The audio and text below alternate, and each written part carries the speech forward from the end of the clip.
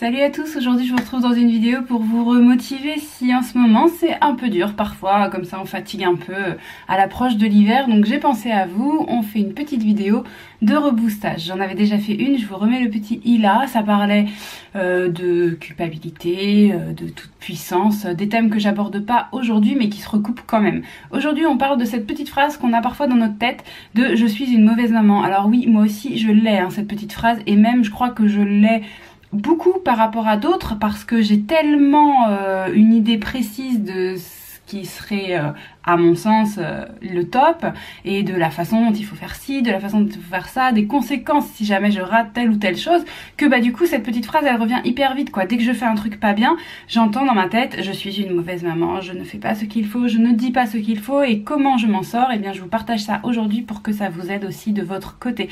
Alors la première chose, c'est que cette différence que je fais entre le bien et le mal, sans doute que chez vous n'avez pas la même, sans doute que d'une personne à l'autre on n'a pas le même regard, et en plus même d'une situation à une autre avec une même personne qui regarde, on ne voit pas la même chose.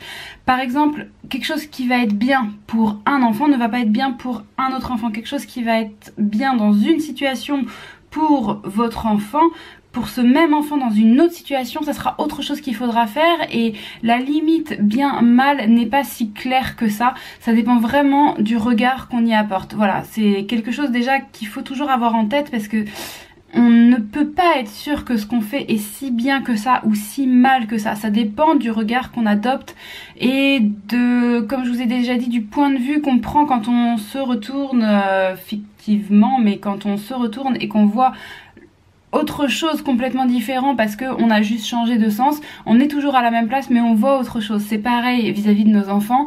Parfois dans, je sais pas, un contexte, une histoire, etc. on voit quelque chose, et puis parfois dans un autre contexte, dans une autre histoire, on verrait tout l'inverse.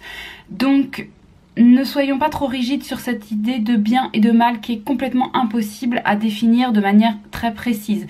Même si c'est vrai qu'on a des connaissances.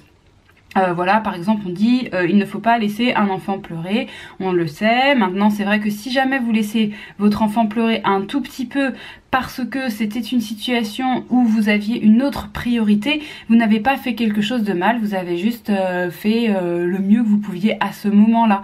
Et ça veut pas dire que c'était forcément mal pour lui, c'était peut-être mieux pour lui de le laisser pleurer et de gérer cet autre problème que de vous occuper de votre enfant qui pleurait, de ne pas gérer cet autre problème, et que votre enfant qui pleure soit au milieu d'un problème. Voilà, peut-être que c'était la meilleure solution à adopter à ce moment-là. Donc voilà, on ne peut pas vraiment être rigide sur le concept de bien et de mal. La deuxième chose qu'il faut avoir en tête, c'est que de toute façon, en fait, même si on arrivait à définir quelque chose de bien, ce serait pas possible d'être bien tout le temps, c'est complètement impossible, la perfection n'existe pas. Donc ça reste toujours une idée, un but qu'on souhaite atteindre, mais c'est pas possible, c'est personne en fait n'est dans quelque chose de bien tout le temps. Quand vous regardez les autres, et si vous avez cette impression que les autres sont vraiment géniaux sur ça, super sur ça et formidables sur ça, peut-être, mais ils ont aussi forcément des choses qui ne vont pas, des choses sur lesquelles ils sont moins bons. Personne ne peut être absolument bon sur tout. Et ce, parce que je vous ai dit, de toute façon, ça dépend du regard qu'on adopte. Quelqu'un que vous allez trouver, vous, formidable sur plein de choses, peut-être qu'il sera vu par une autre personne comme pas bon du tout.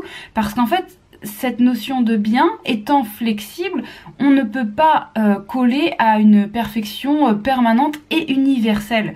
Alors admettons que vous vouliez coller au moins à votre perfection à vous, et bien c'est pareil, c'est impossible. On a de toute façon des moments où on est faillible, c'est la nature humaine.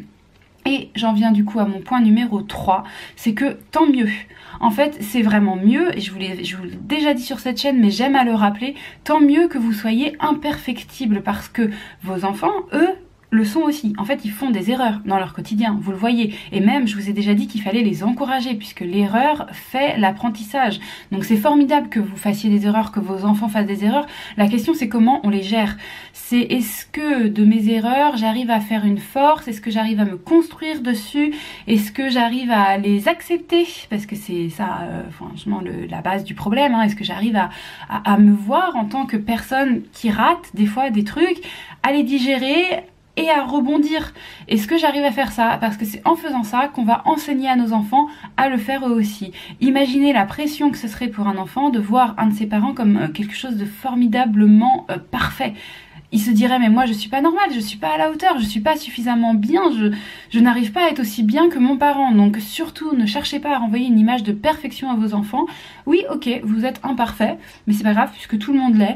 Et à la limite du coup c'est l'occasion de partager la façon de faire quand on a dit quelque chose qu'il fallait pas, et ben comment on fait pour s'excuser derrière. Quand on a fait quelque chose complètement de travers, comment on fait pour réparer ce qu'on avait fait. C'est l'occasion de mettre des mots sur tout ça et d'apprendre à notre enfant à vivre avec ses imperfections également. Et puis le quatrième et le dernier point. Un point... Attendez, je l'ai oublié mon point. Ah, crotte de bique, pardon. Ah bah oui, bien sûr. C'est que, en fait, votre qualité, vous, ce que vous estimez être la qualité la meilleure chez vous, peut aussi s'avérer être un défaut dans une autre circonstance. Et ce que vous estimez être un défaut chez vous peut aussi s'avérer être une qualité. J'avais noté des exemples, je sais plus ce que j'avais noté. La qualité, oui, la qualité de la prudence. Quelqu'un qui va être prudent, bah, ça va être super parce que bien sûr il ne va pas se mettre en danger dans plein de situations. Il se dira oulala, ça craint un petit peu par là, j'y vais pas. Donc bah voilà, par rapport à quelqu'un d'intrépide, il va lui arriver sans doute moins de choses. Mais quelqu'un qui serait très très prudent, justement, peut-être ne va pas se lancer dans des défis et dans des choses qui pourraient lui apprendre des choses dans la vie et notamment se confronter à ses échecs et faire des apprentissages qui sortent de ses échecs. Vous voyez que tout se recoupe. Hein. Donc du coup, la prudence c'est bien. Moi par exemple, j'ai un de mes enfants qui est très prudent et l'autre qui ne l'est pas du tout. Perso, je trouve que c'est plus agréable d'être avec quelqu'un de prudent parce qu'en fait c'est moins stressant. Mais j'ai conscience que du fait qu'il soit plus prudent, Jonas, puisque c'est Jonas qui est plus prudent, va avoir besoin un petit peu plus voilà, d'apprendre à se lancer quand même dans des choses où peut-être... ça craint pas tant que ça en fait, il peut essayer. Donc il a besoin plus que je le rassure sur ça. Alors Kenzo qui est très très téméraire, lui c'était l'inverse. Il fallait vraiment petit, maintenant ça se tasse un peu, mais il fallait vraiment petit que je lui dise attention quand même, il y a des dangers dans la vie, tu n'es pas invulnérable. Donc voilà, on n'a pas tous le même caractère de base et c'est ce que vous estimez vous être une qualité peut être un défaut et vice versa. Un défaut peut très bien être une qualité. Par exemple, si tu estimes que, si vous estimez que vous êtes nonchalant et que c'est vraiment un défaut parce que c'est difficile pour vous de vous motiver à faire un truc, vous avez toujours tendance à tout laisser traîner, vous êtes... limite flemmard quoi, vraiment, enfin voilà, il y a beaucoup de choses qui vous passent très très loin au-dessus et voilà, vous laissez la vie faire, etc. Vous estimez que c'est un défaut. Peut-être que non, peut-être que dans certaines situations ça peut être une grande qualité parce que ça veut dire aussi que vous êtes capable d'un grand lâcher prise par rapport à quelqu'un qui serait très rigoureux et qui serait un peu maniaque et qui laisserait rien passer, etc. Eh bien je pense que votre flexibilité va aussi être très utile dans certaines situations où il faut avoir de la flexibilité et du coup votre détente va permettre aussi quelque chose de voilà, plus serein, plus léger. Donc ok, ça peut dans certaines situations être un défaut, mais dans d'autres situations ça peut être une qualité. Et vous pouvez prendre à peu près n'importe quel trait de caractère, ce sera valable de toute façon. Tous vos défauts peuvent être des qualités, toutes vos qualités peuvent être des défauts. Parfois il faut un peu creuser et s'il y a des choses sur lesquelles vous ne trouvez pas, bah, parlez-en autour de vous, peut-être que les gens auront la réponse, ou parlez-moi en commentaire, peut-être qu'on pourra ensemble chercher à quelle capacité dans un sens ou dans l'autre ça peut correspondre.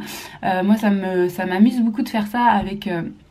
moi-même, mais pourquoi pas le faire un petit peu avec les autres. Après c'est pas du tout mon métier, hein, ça restera tout à fait subjectif, voilà, des idées comme ça qui me passent, mais c'est des idées que j'aime vous partager parce que j'aime à croire qu'elles peuvent vous être utiles. Si c'est le cas, vous n'oubliez pas de pousser la vidéo vers le haut et puis moi je vous retrouve très très vite dans une prochaine vidéo.